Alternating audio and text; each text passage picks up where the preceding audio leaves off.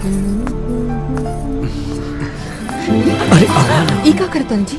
हटी का है? हमेशा मौका के तलाश में रहेला। मौका मौका मौका मौका पे चौका तो लगबे नु करी। हटी। तहरा तना कौनो लाज शर्म नहीं खे। चले हटी न तो यहाँ के वो देख लिए।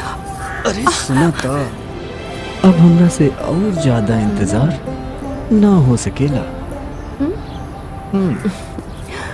आज सुहागरात बा, दिल थाम के रखिया और अब हमरा के काम कर दे।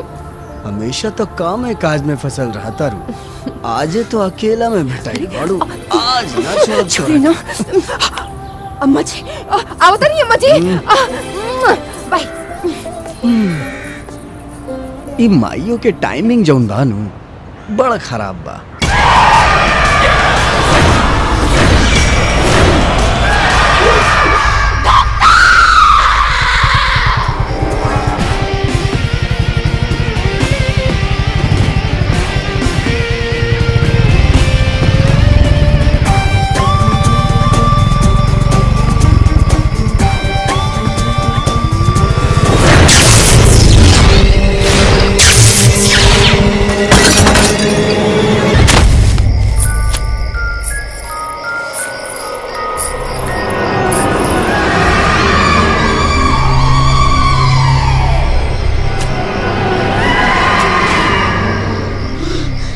हमसे हमार खुशी छीन के खुशहाली मनाओ तारे ना रे ना, ये कबो ना हो सकेला।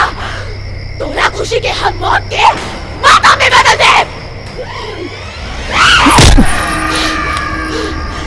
हे बजरंग बली, अपना भक्त के जान बचाई। आज दुनिया के कोनो शक्ति तोरा के ना बचा सकी रे। हमार ताकत के अंदर तोरा नहीं थे।